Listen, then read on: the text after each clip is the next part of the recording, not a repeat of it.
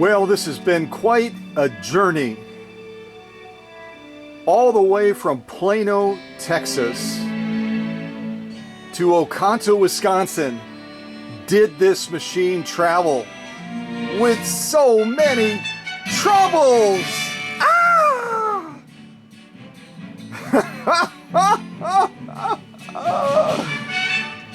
Well, this is obviously Renee's 6616, and we have finally reached the finish line. Hey, let me go over to Facebook and I'll show you kind of our pilgrimage.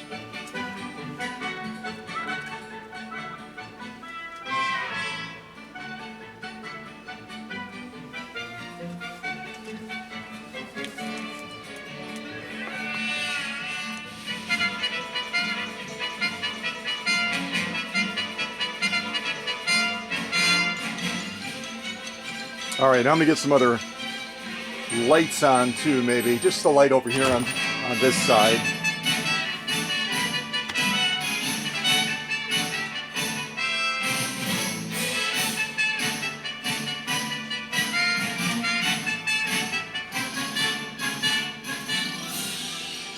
Great music, great music! I love it! So this was kind of the beginning of our journey with Renee's Singer 6616 that belonged to her grandmother, if I'm not mistaken. It's been in the family a very, very long time. Let's see if I can get her note and just take a look at it real quick.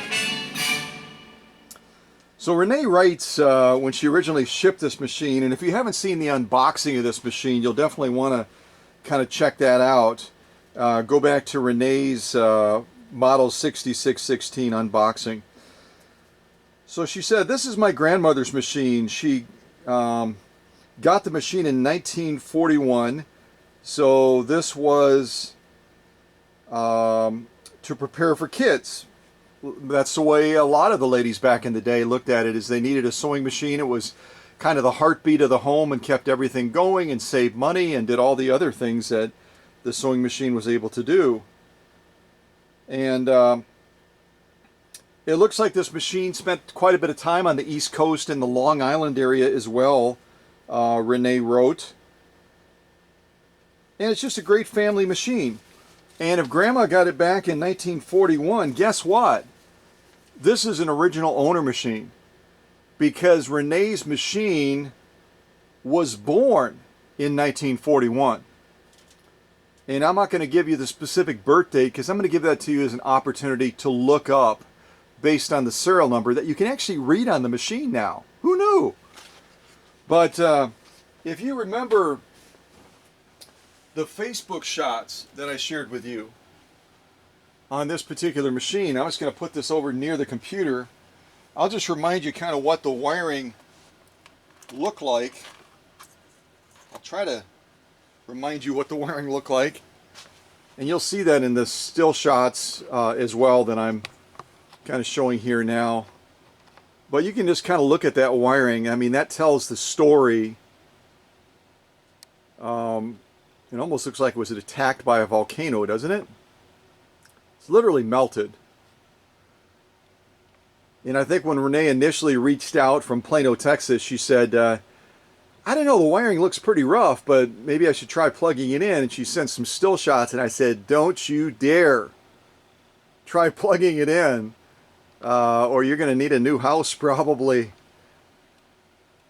So let's go through these pictures, and you can kind of see where the machine was at, and then we can take a look at where the machine is at now. And you can just kind of see in the foreground here, the same wiring I just zoomed in on was the wiring of the machine all the way into the motor and everything else.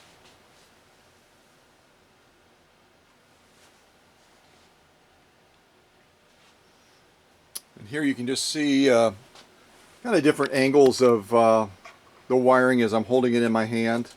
And no, it's not plugged in. I'm adventurous, but I'm not insane. That would be insanity.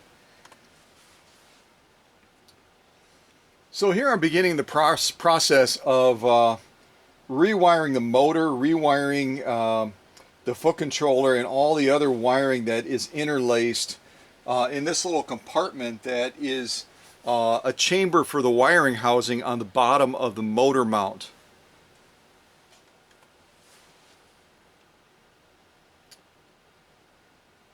And these are always out of order. I don't think I'll ever figure out the mystery of Facebook. Maybe I should go the other direction. Let's see if that works.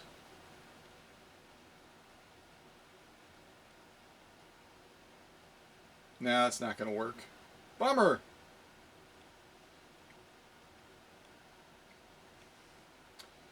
And here what I'm doing, again, they're not in order, but here I'm insulating the new wiring that's coming into the foot controller. Electricity is like a liquid of sorts. If you don't seal off all the points where it can leak out, the electricity is going to leak out, and you're going to lose effectiveness. You're going to lose that optimization factor. So I always seal off all the contact points where there's brass, where there's connectors, and where that electricity can leak. And here you're kind of looking into the foot controller. I've already sealed off those 2 points, and just a lot of cleaning points inside of any foot controller. It doesn't matter if it's mechanical, it doesn't matter if it's electric. All foot controllers need to have maintenance, and that's why when folks ask about sending their motor in, I always have to get the foot controller as well. They have to be optimized together. And here you just get a kind of an impression of how filthy the motor was. The motor had all kinds of gook and grime on the outside, on the inside, and everywhere in between. And also had an issue with this particular well for the motor brush that would not stay closed, so I had to make an adaptation to keep it closed so that the motor would run. And here you're looking at the inside of the foot controller before those 2 contact points were sealed. And here I'm going through the process of the rewiring, which is adding new electrical contact connectors that are going to make a real solid connection with that foot controller. The connection factor cannot be overstated. And here we're just looking at that terrifying wiring again as I'm beginning to get rid of it. There's a real good shot of it.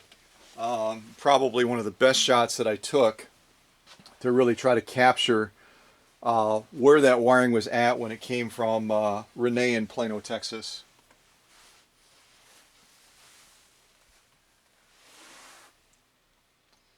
And these are just remnants of the wiring as well that were coming off of the motor that all had to be removed and replaced.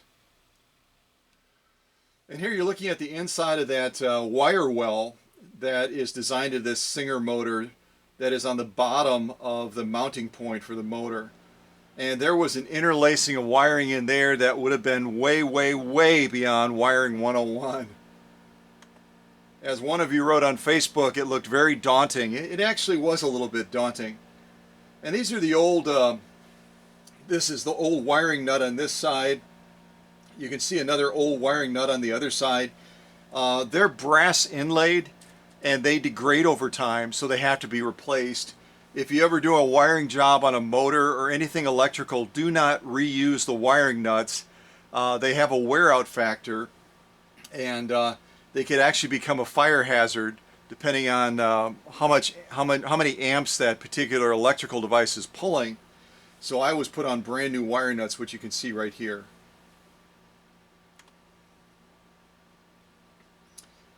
Just continuing with that wiring process and being very cautious that I don't miswire it and cause damage to Renee's motor.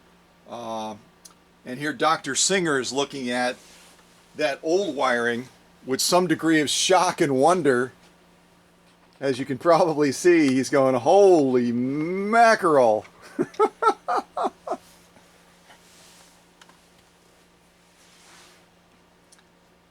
And Dr. Ham's a bit of Dr. Ham. Dr. Singer is a bit of a ham, so he always works his way into the project photos, even if he's not directly involved, which is fine. And here you're looking at the motor as I'm beginning to take it apart. This is at the beginning stages. You can see those old wiring nuts. All the old wiring is still connected to that motor and foot controller. Like I said, the Facebook photos are seldom ever in order. And you can also see on Renee's 6616 on Grandma's machine, there was a very old tire winder, a winding tire, a winding tire that obviously was replaced in the process as well. And it's kind of hard to see on the side, but you'll probably see it in other shots. Just rust everywhere on this machine. I don't know where the machine was being stored down in Plano, Texas, but wherever it was, it definitely was an environment that invited rust to begin developing on the machine. And Dr. Singer is just fixated by that wiring. He's looking at that old wiring again on the motor. And this gives you an idea again of just the condition of the machine. It very, very dirty. You can see on the take-up arm there, and also on the presser foot lifter as well, little spottings and spatterings of rust everywhere. Just a machine that needed a lot of attention, a lot of deep cleaning, rust mitigation, electrical wiring, mechanical adjustments, and the list went on and on and on.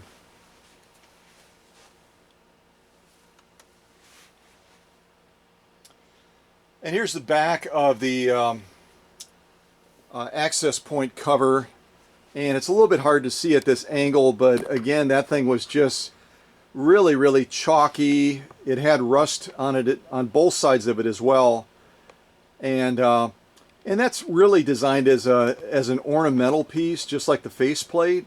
So you really have to, I mean, I have to, when I'm working on a machine, I have to address all those areas because it just impacts the way the machine looks and the way the machine feels. And there you can kind of barely see it. I don't know if that's in the shot or not, but the top of that motor, yeah, you can just barely see it on the edge. The top of that motor well is cracked, and that's where I had to make that adaptation so that that brush that's spring-loaded would be able to operate in the motor without pushing that open and causing the motor to fail every time you engaged it. And that kind of gives you an idea of the condition of the motor. The inside was worse than the outside, if you can imagine. It just you kind of get that that feeling as you're looking at it, that it's just a machine that had been parked away somewhere and was really, I mean, it just degraded. It just degraded. Everything from the wiring to the motor to the rest of the machine, machines can go downhill real quick depending on where they're stored and how they're stored. And there we're looking at the inside of the faceplate. You can just kind of see again the cleanliness of the machine. The cleanliness of a machine is a major factor in how that machine performs and how easily it can get the job done. So that's another focus area, obviously, in my full service and my deep cleaning. Here we're looking at the balance wheel. There are some Mars on the balance wheel. I tried to buff some of those out. And then below it you can see that clutch. Again, just there's no sheen, there's no shine. It's just rusty looking and nasty looking. So, and that's pretty much what was that was the condition pretty much of the entire machine. And this little black glob on the back of the arm of the machine, I did work at it a little bit, but then I got concerned about whether if I went all the way down, if I was going to find basically a bare spot down to the metal. So that little piece on there to some extent remains on the machine, which isn't bad. It's on the back of the machine, it's out of sight, and it's also a reminder of the totality of the work that went into this project to rid all the other eyesores that were a part of the machine. And here again, you're looking at the top of the machine. If you didn't see the unboxing, then you may not be able to connect what this sticky residue stuff is, kind of sticking up on the top of the arm of the machine here. But the people that Renee hired down in Texas to pack her grandmother's machine and send it up here to the workshop in Oconto, Wisconsin, actually applied tape to the surfaces of the machine as well when they were fixing the packing materials and stuff. It was outrageous how careless they were. And I revealed that in the unboxing, and I know that Renee went back to these people and took them the task and hopefully got a refund, at least partially, on what she paid them to pack an heirloom treasure like this. And they just were extremely careless in how they handled this 6616. It was really, it was shocking as we went through the unboxing, and I was able to show in real time to Renee and the rest of the folks watching the premiere how picking the right person to pack the machine is so critical, because some people just don't give a rat's rear. There, I said it. They don't give a rat's rear about the machine. They're just packing it, collecting their payday, and moving on. Well, you don't do that to a Texas lady, because I'll tell you one thing, I would not want to have been that clerk behind the counter when Renee came back in after that unboxing was done, and she probably on her smartphone or something showed them part of the unboxing, and oh boy, that was not a good woo! Like I said, I'm glad I didn't work at that place. And there's that bobbin winding tire again. I don't know that I've seen one quite that bad before. There definitely wasn't any bobbin winding happening on this machine. And there again, you just get an idea of you know, the cleanliness of the machine. You can kind of see that around the that's basically the presser foot bar that goes up and down as you release and raise and lower the presser foot bar. Just that what you're seeing right there was pretty much indicative of the entire machine that Renee shipped. And again, if you go to a local sewing center, guess what? You're going to get the machine back exactly the way you brought it in. And here you can kind of see that broken well right there on the motor. And just all, I think someone had resorted to using some sort of a real sticky tape to tape that down, and I had to get all of that stuff off so that motor was cleaned up, and then come up with an adaptation to keep that spring. You kind of see that spring right there. To keep that spring in contact with that carbon brush so that the motor will actually run. Otherwise the motor will not run if you're not getting good contact there. And here you're seeing the front of the machine near the beautiful badge mark on the front. And this is part of the bobbin winding system, and you can just kind of see that's also all covered in rust and just really messed up. You can barely see the serial number on there as well. You can kind of make it out. But when we do the unveiling and show you where the machine is at now after I've gotten done with my work, you'll be able to see that serial number much easier. And this obviously has reverse on it, or as they refer to it, a back tack feature. You just bring that control lever all the way to the highest position into the back tack region, and then you can sew in reverse with this machine, this 6616. And you can see even that little controller for the stitch length was also all chipped up, and you'll notice that when I do the unveiling that's going to look a little bit different as well. And here on the bed in two different locations, I don't know if it was lipstick or some sort of a marker, but boy, that stuff was hard to get off that surface. You can kind of see it there. And part of it is the texture of this surface as well. It kind of gets down below the surface, and then you really got to work in there to get it out. But that was on there like someone had written on the bed with some sort of a reddish pink marker or lipstick or something. And you know that had to come off. So it just took a lot of patience and a lot of effort to get that cleaned up. And there's our old wiring again before the transformation. You can kind of just be reminded about how horrible wiring can get and how far it can degrade.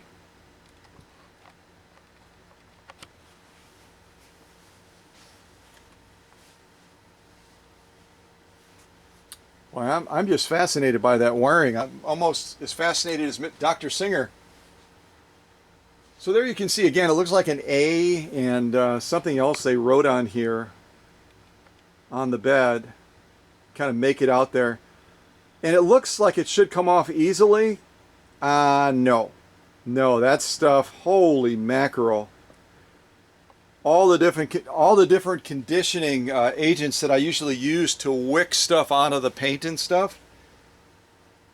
It took multiple efforts. It was like wash and repeat, wash and repeat, wash and repeat, wash and repeat.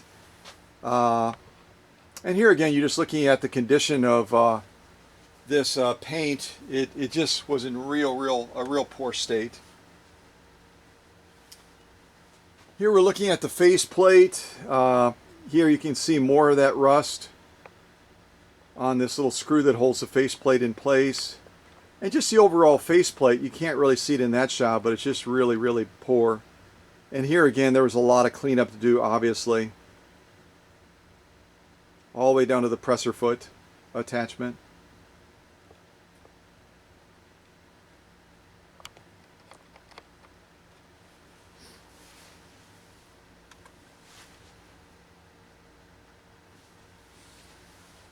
Is that my last shot? No, that's just a closer up shot. Closer up shot, you can kind of see that the rust factor again. And this was inside of the machine, outside of the machine. Again, if you decide you're going to have to store one of your sewing machines, be real careful where you decide to store it. And there's just a distance shot of Renee's 6616. And I think we're almost full circle. Yeah, we are. We made full circle. So, needless to say, you can tell readily this was a big project. This was a very big project, and that's kind of what I explained to Renee when I quoted her the project cost up front. As I got deeper and deeper into the machine, it was just apparent how needy this machine in fact was. I mean, just very needy. And I had already gotten through, I'm shutting off that light intentionally, I had already gotten through the majority of the wiring when Renee mentioned the idea of adding a light to it, which would have resulted in having to backtrack a lot and redo some of the wiring. So I decided to be innovative and apply an LED light to this machine, which I'm going to give Renee as a gift so that she can use it with her grandmother's 6616. So without further ado, let's look at what this machine looks like now. And I'll turn some lights on, obviously.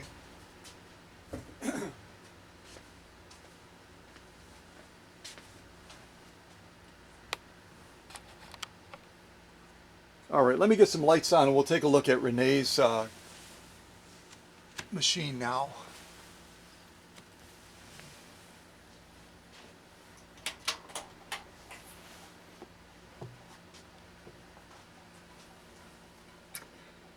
So if you remember a lot of the stuff that you saw in the shots, I'm just going to kind of go around the machine a little bit here. There you can actually see, oh, and it looks like I missed, I missed in that corner one of those little nasty lipstick marks or whatever it is. I'll have to go over that, which I will. But there you can see her serial number, which is A as in Apple, G as in George, 264459. And if you want to look it up real quick and type it into the chat, I'll give you a choice of one of those really cool sewing coffee theme mugs. But again, the serial number, as you can see on the screen, is AG264459. And when you look up a machine like this, it's not going to give you the subclass. You got to do a lot of digging and look at the features of the machine in order to figure out that it's a 6616 versus one of the other many 66 models that Singer came up with.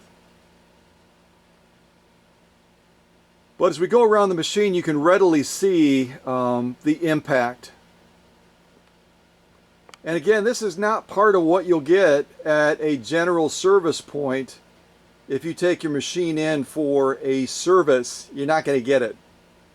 They will probably laugh at you if you say, yeah, I'd like it deep cleaned, and I'd like the surface of the paint cleaned up, and I'd like the machine just really, really pretty. They'll show you the door. I think they will. I'm pretty sure they will.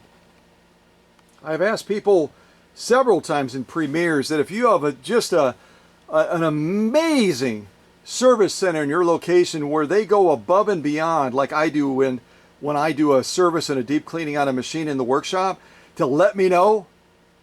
Never have heard a peep on no one across the country. Around the world, I've never heard anything. So this is, again, one of the greatest benefits of sending your machine in. This is all original paint. And apart from that little blemish on the front right side that I somehow missed,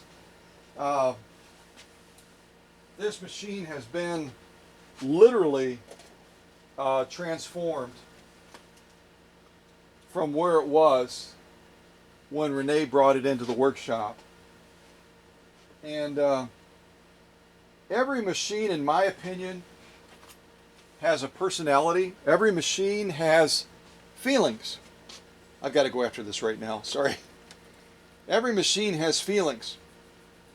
And when it gets to that point where it's just been worn down to literally nothing, and you've got rust, and you got gook, and you got dirt, and you got grime, and you got everything else happening with that machine,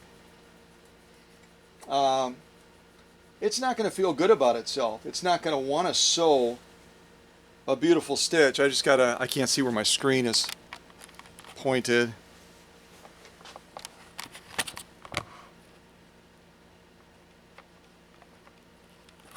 Let me lock that in place for a second. What I was going to show you is just coming off of there. Which way? I hate this when you're trying to think backwards, basically. Oh, the heck with it. I'll just go up here. That's what I literally just got off of there. And a combination of that is going to be gook and dirt and that pink stuff reacting to the solvent that I'm using. And also a little bit of paint as well. But I'll dry that off, and I think that'll get us closer to the finish line. I don't know how I missed that. I guess I was so concentrated on the bed that I didn't focus on that little lipstick point over here.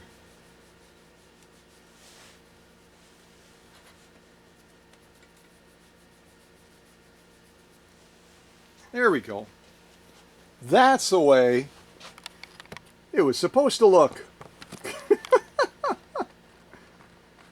So at any rate, this is a lovely 6616 now. Just light years from where it came, as you just saw in those Facebook shots. And I know that you're also going to be impressed when you see this and hear it sew as well. It has on the rear of the motor, and I don't think, you're not going to really be able to see it in the shot, but it's got a very unique pulley system coming off of the motor that kind of fluxes in and out, almost like a turbine as you engage that motor, and you're going to be able to hear that when we engage the motor. It's going to sound a little bit different than some of the other Singer motors that we've used in the past. Look at that presser foot now.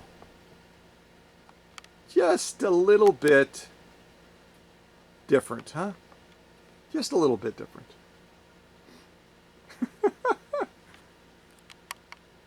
There's something just satisfying about taking a machine from that point where it just looks like it belongs, as my friends in Great Britain and England would say, it just looks like it belongs in a dustbin, to a point now where it looks like it belongs in a museum.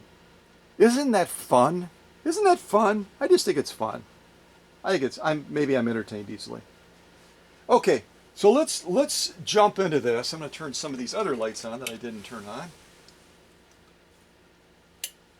And let's go ahead and do a light sew off first. This is going to be my cotton blend that you've seen me sew recently in some of these premieres. Again, I think it was Piper out of Canada that offered some real good advice and just said, hey, love to see the heavy duty stuff, but can we also see some materials that are much lighter grade, because that can be tricky for a machine as well sometimes. I said, yeah, absolutely, let's do that. Your feedback is valued very much, and hopefully I prove that by putting things into action when you give great, insightful feedback like that. So let me go ahead and engage this motor, and let me know what you think. All right, here we go. Again, this is Renee's Singer 6616 from Plano, Texas. Here we go.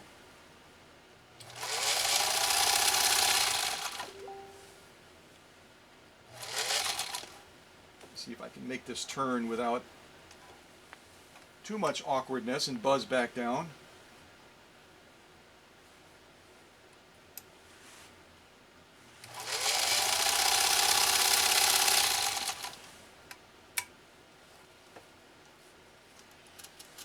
Well, I don't know what you can hear through the video, but the premiere. But I'll tell you one thing: this machine just sews like a dream now. Just sews like a dream.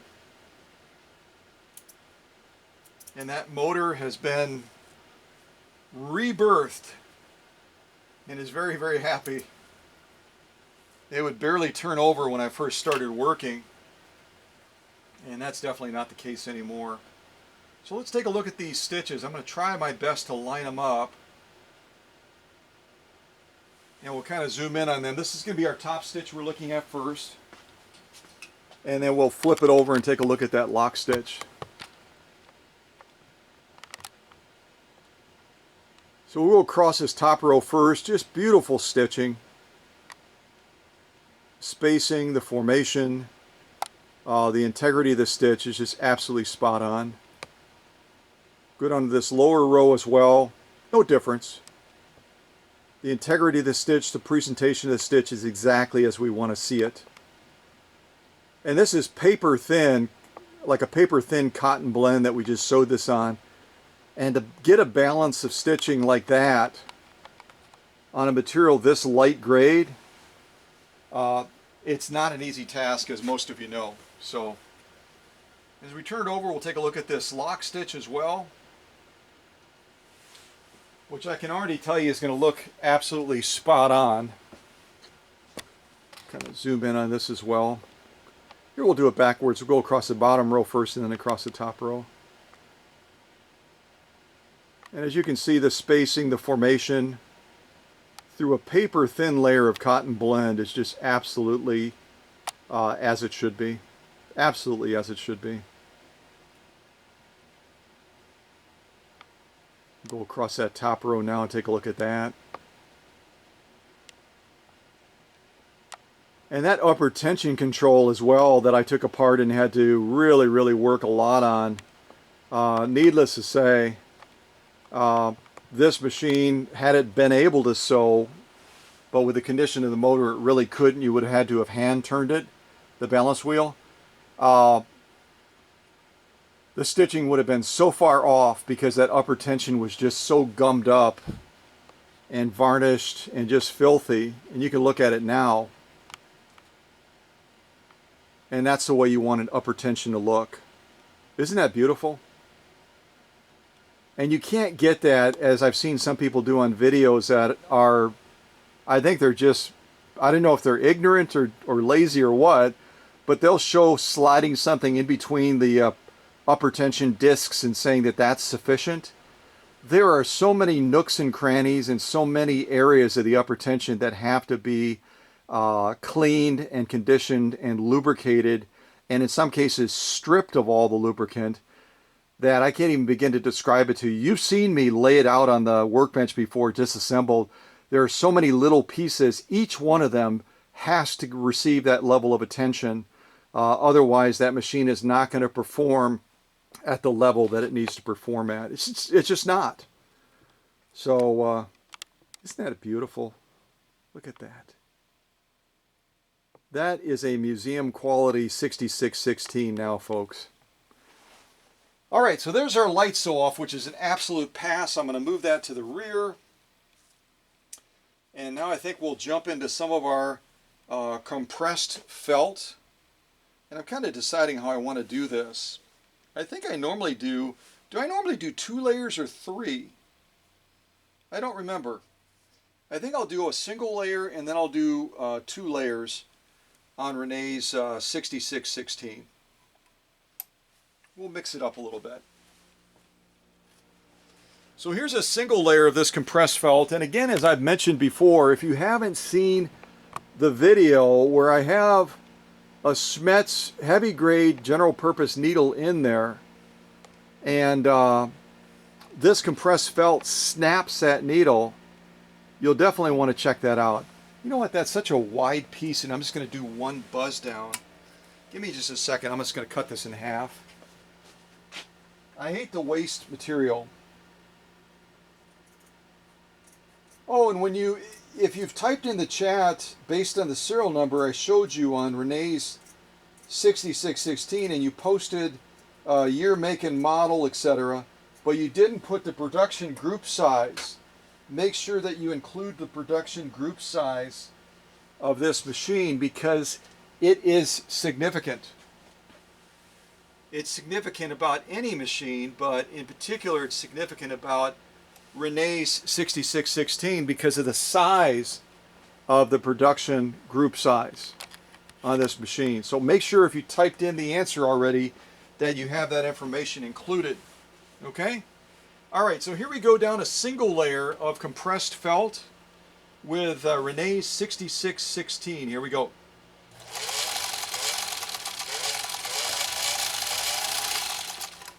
I like throttling things up and down a little bit sometimes. That's just fun.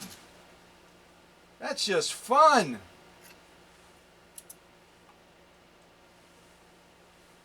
Alright, let's get this.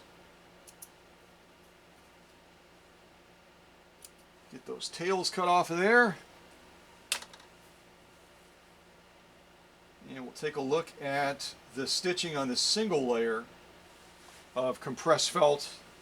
And then we'll go and double our thickness and go to 2 layers of compressed felt after that. So here's our single layer, which, you know what, that speaks for itself, doesn't it?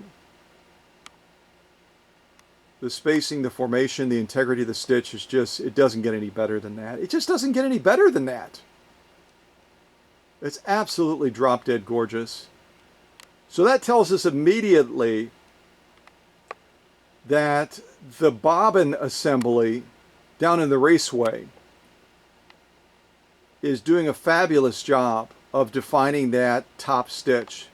Because again, remember that that bobbin case down in the raceway is what determines what that top stitch is going to look like. I can't tell you how many times I've been contacted where folks will say, my top stitch looks terrible, and so I continue to increase the upper tension and it's getting worse.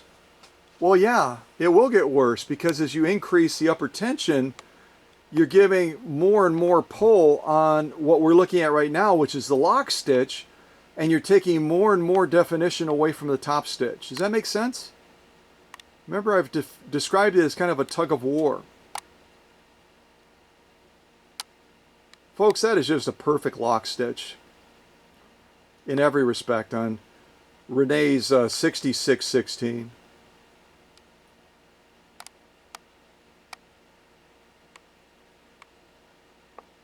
That's exactly what we want to be seeing. Isn't that spectacular? So let's double our ante now and go to 2 layers of compressed felt, because this single layer of compressed felt is a definite pass. So I'm going to throw that to the rear. So now we're going to go to 2 layers of compressed felt, and we'll see how Renee's machine does with this task. And maybe I'll go down and around. I'm not sure. I might. See how springy that stuff is? It just kind of pops back up because those fibers are so compressed and so tight on it that you just can't get it to lay down until you stitch it down, literally. Which we're going to do right now. All right, so let's see how Renee's 6616 does with a task like this. Here we go. And I'm really going to tame the power back just so I can really demonstrate that even though this power now in the motor is absolutely renewed, you don't have to let it run away. You can harness that power. You can harness that power. All right, so let's head down to the finish line and we'll finish off these 2 layers of compressed felt. Here we go.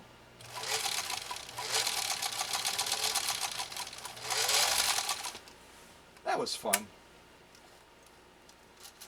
And I don't know if you can kind of hear it, but that special pulley system that fluxes in and out on this particular Singer motor, you can kind of hear it, almost sounds like a turbine. Vroom, vroom, vroom. I personally love that sound. I think it's so cool. You can just hear that reserve power just kind of kicking in, saying, "Let me be free, let me be free."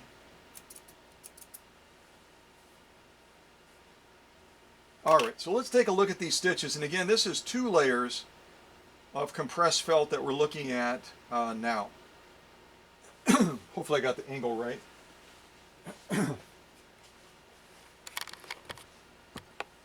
Yeah, that's pretty good. So again, you're looking at the top stitch, which is absolutely, what? Brag-worthy. It's absolutely brag-worthy. From start to finish, again, you can kind of see from the edge there, these 2 layers of compressed felt.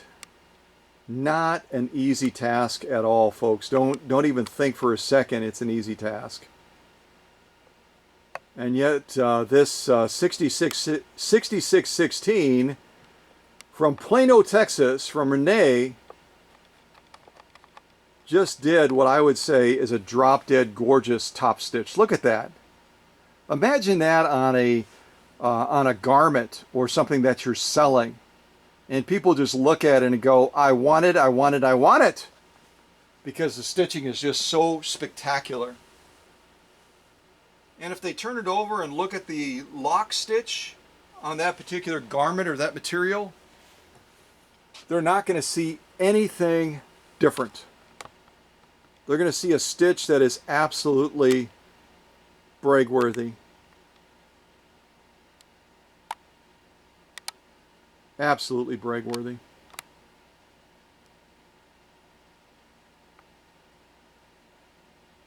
I'm only going to go around once. You don't need to see perfection twice. Look at it from a distance too. See what I'm saying?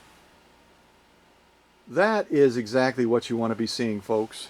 That is as near of a perfect stitch as you can get, especially going through stuff like this compressed felt. I'm going to throw that to the rear as well. That's a definite pass. And I'm kind of looking at what we're going to sew next. Maybe I'll do some genuine elk hide. I think that's what I'll do next, is genuine elk hide. And this is also a huge piece. Let me cut this down. I'm getting kind of low on this stuff. If anyone recently has caught an elk and you want to donate some elk hide to the workshop, I will be in your debt, because I'm getting really low. And I know you folks love seeing this stuff sewn too.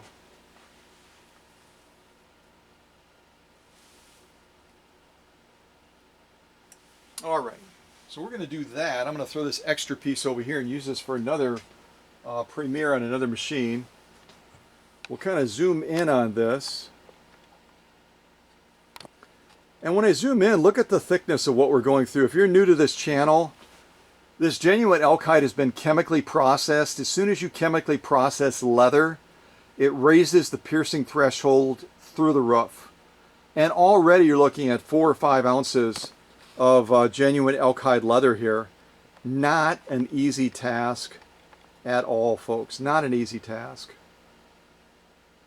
Let me lock this in place and let's buzz down this single layer of genuine elkite and see how this 6616 gets the job done.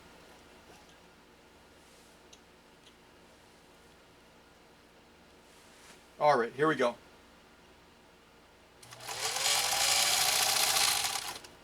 I had to go a little bit faster, a little bit faster.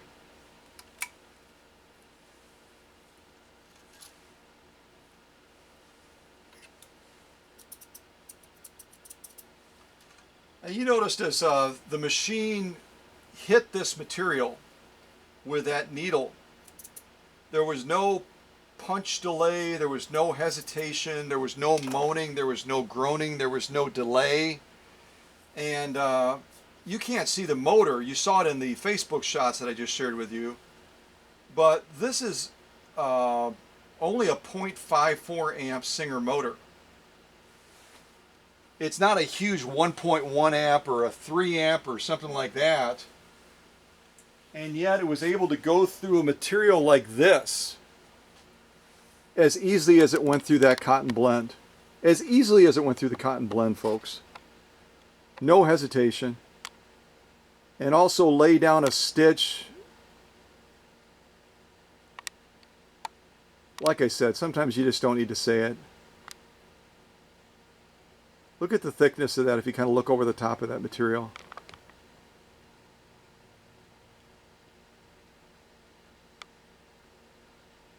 Absolutely drop dead gorgeous. Let me flip it over and we'll look at the lock stitch.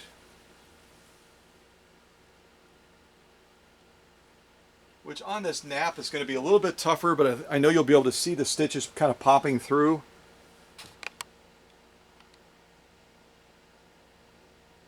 And those are absolute perfection as well. Absolute perfection. Through almost 5 ounces of genuine elkite, folks. And you were able to hear, because I haven't had any music on, you're able to hear this machine engage this material.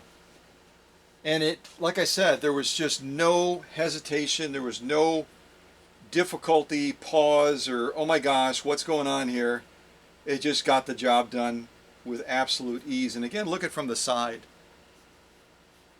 Look at from the side what we just went through. So I'm going to throw this to the back as a definite pass, along with the compressed felt that we did, the cotton blend that we've already done, the super thin layer. And I think what we'll do now is we'll do some denim. I'm going to go ahead and go down some denim. Oh, as I was fine-tuning the machine, I already was testing the stitching. And you can see this top row, which looks like it's near perfect. I was still making adjustments to get it even better, as I was with the lock stitch on the rear. So maybe I won't do denim because I'll have to tear this stuff apart.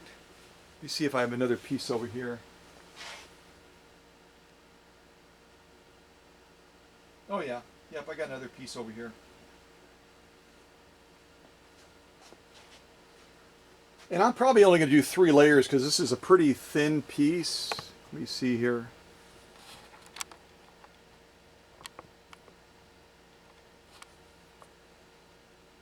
Let's lock it in right there. Alright, so I think I'm going to try to fold this to do 3 layers of heavy grade denim. And we'll see how Renee's machine does with this. So I've got my folded in half right now, or folded in thirds I should say, and I've got 2 layers. I'm going to go ahead and fold it over again and get us up to 3 layers of genuine heavy grade denim. I meant just to say heavy grade denim, but It is genuine. I know, I used to wear it. All right, so here's 3 layers of heavy grade denim. Here we go.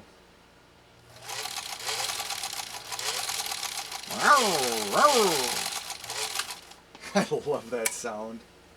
Oh gosh, that's so much fun.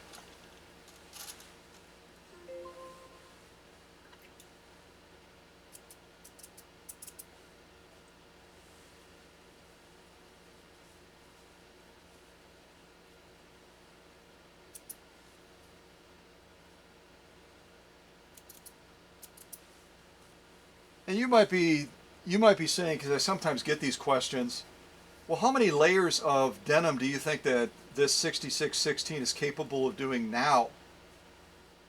Your guess is as good as mine, but if I were venturing a guess, I would say as much as you could fit underneath the presser foot, which would probably be 8 to 10 layers of heavy grade denim.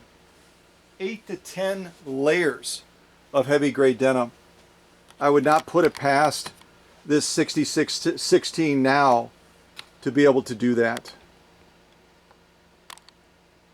And more importantly, to lay down a stitch like this through those 10 layers of heavy grade denim. Here we're just looking at 3 layers, but I have no doubt that after I've gone through this machine like I did and optimized it and spent a lot of time on that motor because it needed it, that it would be able to lay down a stitch like this through 8 to 10 layers of denim. No doubt at all. Alright, so let's look at that lock stitch and see how Renee's 6616 did on the lock stitch. That is, if I can get it to lay out properly. Let's give that a try.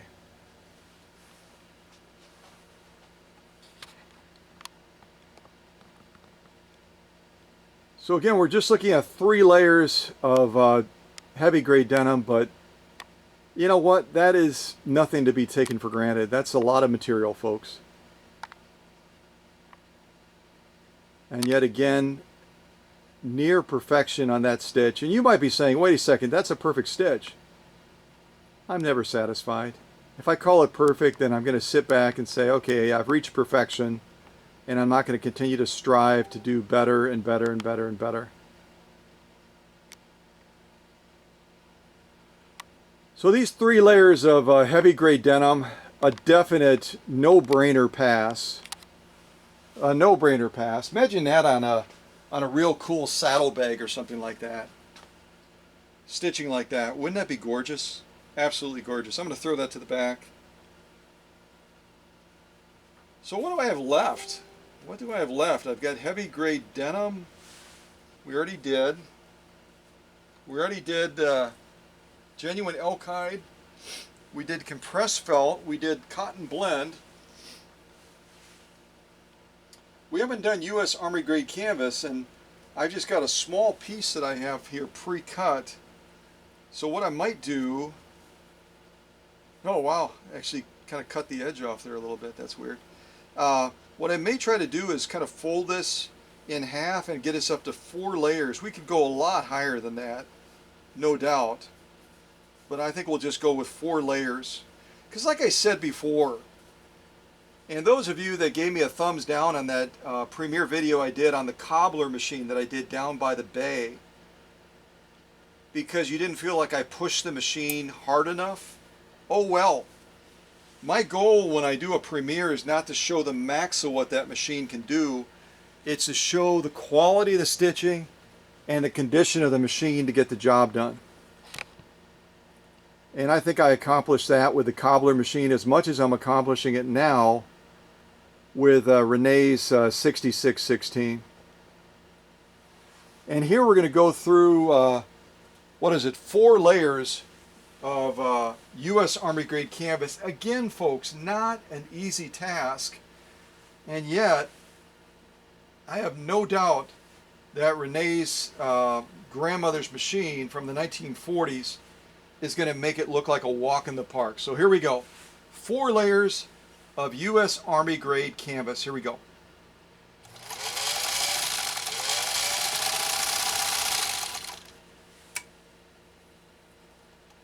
I don't know how that happened. I actually sewed straight. Maybe I closed my eyes for a second or something. But you hear that motor kind of wind up. It's so exciting to hear that happen, because it just gets your blood going as far as what are the capabilities of this machine. I mean, honestly, when I get done with a machine, it sometimes surprises me what that machine is able to do then, because I've seen it before. All that work goes into it, and I know what that machine was able to do in the beginning, and now all of a sudden it's able to just jump off the page and get the job done, and you're like, that is some cool stuff. It's like the rebirth of a machine. So here's our top stitch, 4 layers of U.S. Army grade canvas. I'll just say it. That is a perfect stitch. Okay, it's near perfect. I don't want to get too big for my britches. That's a drop dead gorgeous stitch, folks.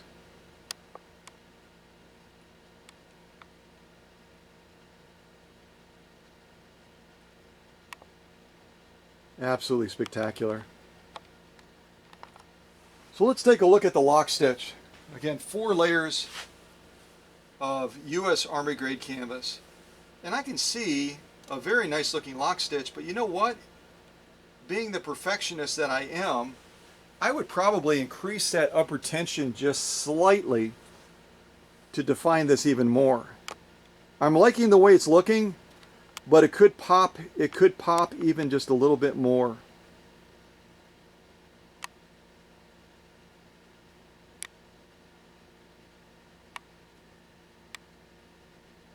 Very, very good looking stitch, very good looking lock stitch, but I would probably just tweak that upper tension just slightly up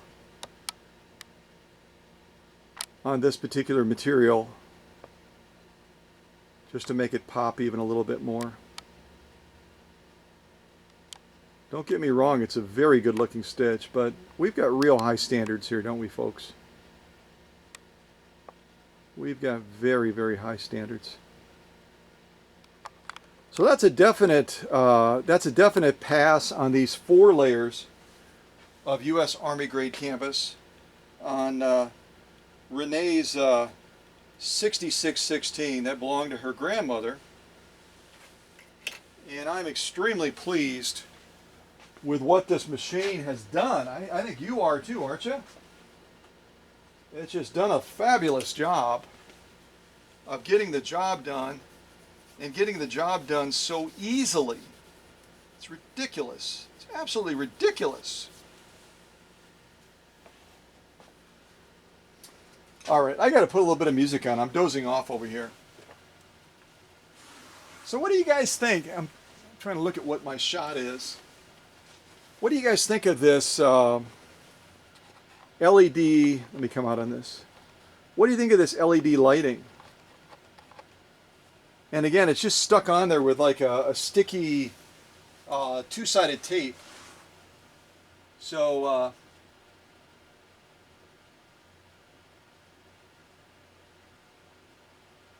I had a note pop up on the screen. Let me see what this sounds like. No.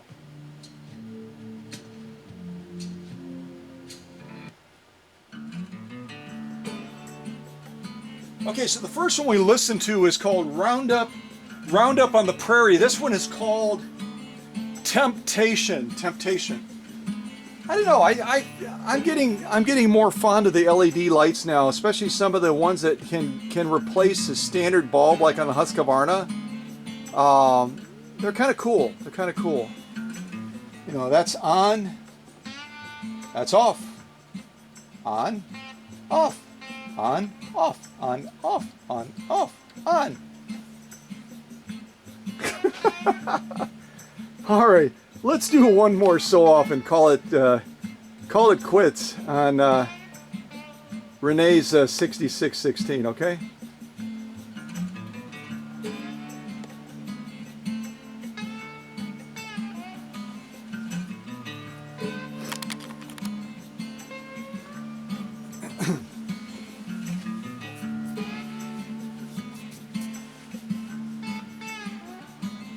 Kind of debating here.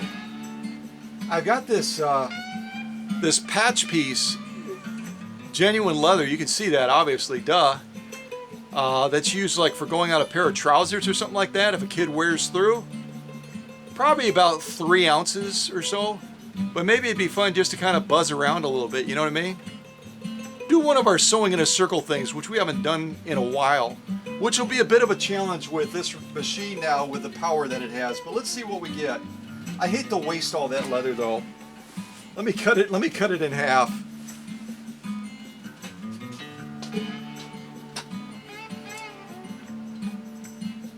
We'll cut it right down the middle. That way I can get another sew off on another machine.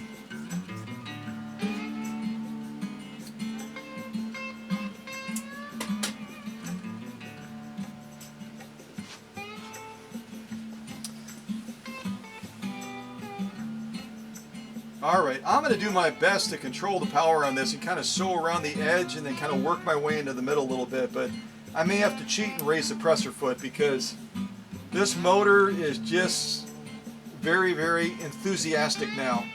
Very enthusiastic. Alright, here we go. Final sew off on Renee's 6616 from the 1940s. Let's see what we get.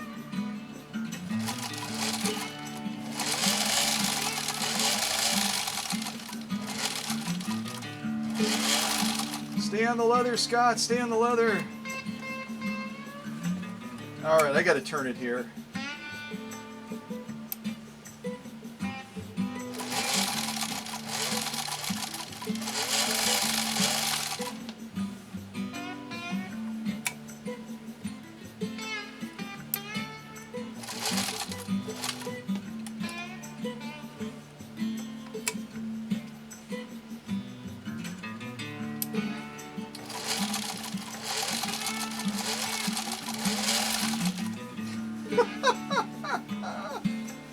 Oh, this thing's got so much get up and go now.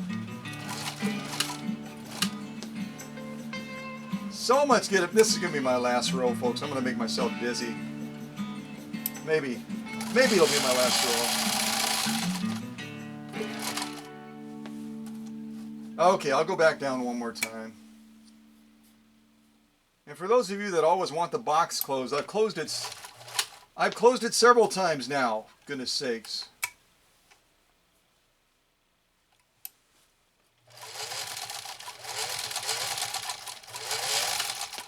Ah, I went too far. Ah, bummer.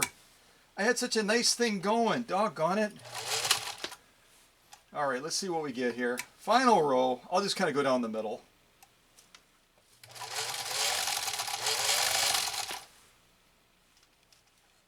All right.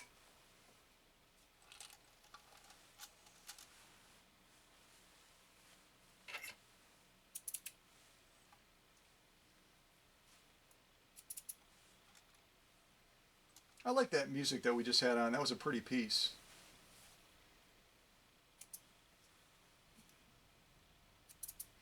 Well, I hope you folks are continuing to do well. I'm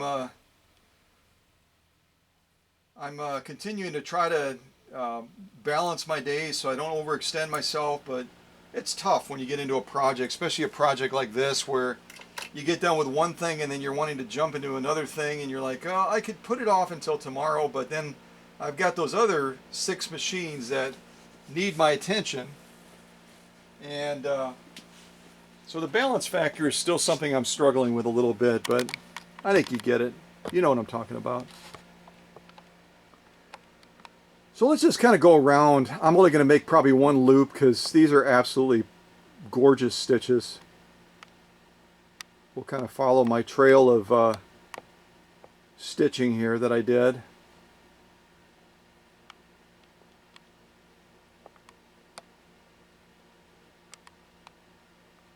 Aren't those gorgeous? I lost track of where I was at. I think I'm over here now. We'll come out on this a little bit. Just look at the totality of the stitching on that. Isn't that something? Like I said, you can just goof off and do something for fun. And also, obviously, I'm doing it for fun, but I'm also doing it because I want to demonstrate just how beautifully Renee's machine is sewing now. How smooth it is, how strong it is, how beautiful it is. But the result is you still get something that's just kind of cool. And now we're looking at the lock stitch on this stitch off that we just did. And there's just no difference. There's no difference.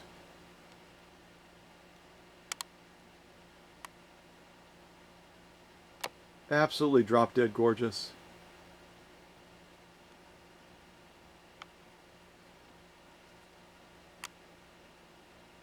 You see how in between where that lock stitch would pull up or pull down, you got that little nap kind of popping through. It kind of obscures the stitch a little bit, but not badly, not badly. That's just part of having the stitch pop up on the back of the nap like that.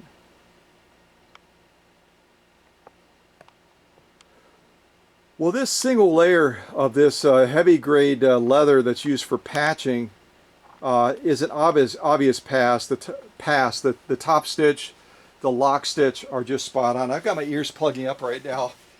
I'm gonna drink something. So if I'm talking weird right now, that's why. So this is a definite pass, and I mean, every material that we just put Renee's machine to the test with was an absolute pass. And I'll just kind of hold them up as I come out on this shot a little bit. Excuse me.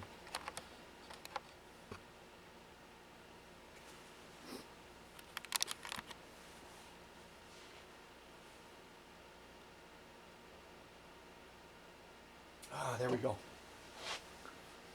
Sometimes you just got to wet the whistle, as they say.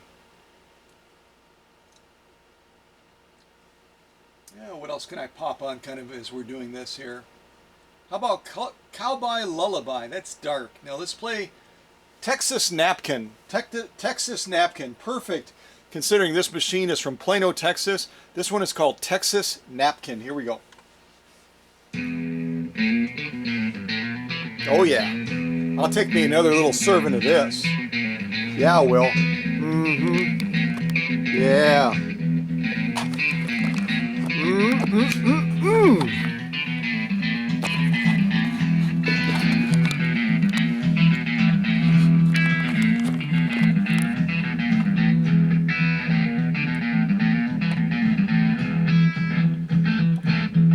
Yeah, that faceplate looks a little bit different now.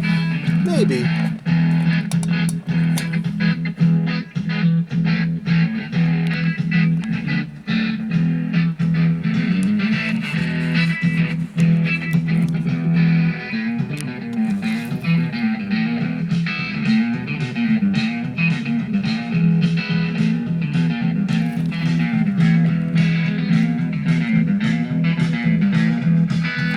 See, all that gumminess is gone now.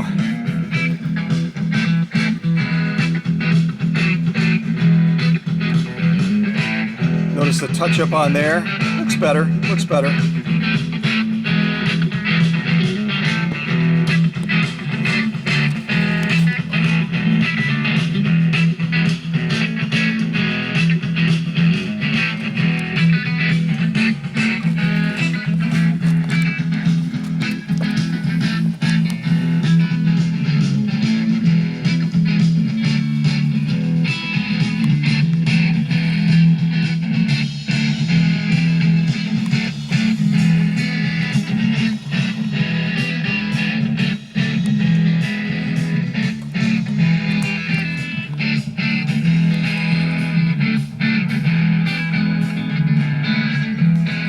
See how I left that little glob?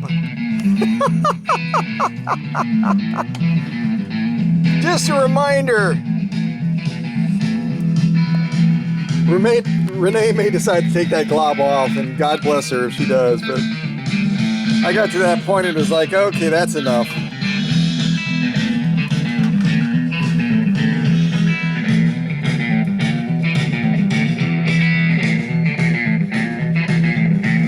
Here's the new wiring. Doesn't that look better?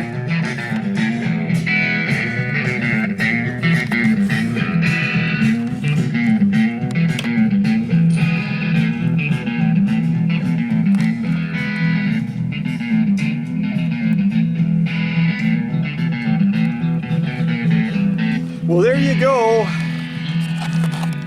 Perfectly timed with the music.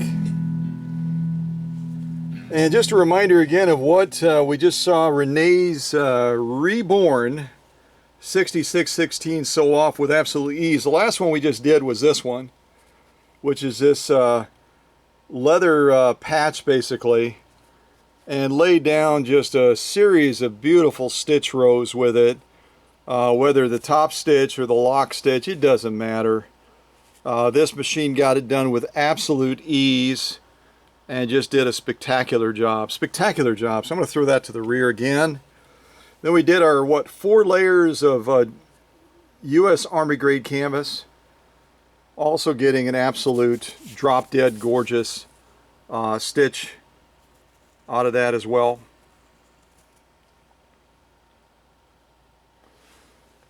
And we did our denim. I think we only did, 3 layers of that? Our heavy grade denim. But again, we're not looking to max this machine out because we'd be here all day long. And just gorgeous stitching on these 3 layers of heavy grade denim as well. Just beautiful, drop dead gorgeous stitching. And we did our genuine elk hide. That stitch speaks for itself. Look at again from the side what we went through. Chemically processed elk hide, and this 6616 just got the job done with no difficulty whatsoever. So I'm going to throw that to the back as well as a pass. And then we did our, I'll do these in order, sort of. We did our single layer of compressed felt, which was an absolute slam dunk for this 6616. Absolute slam dunk.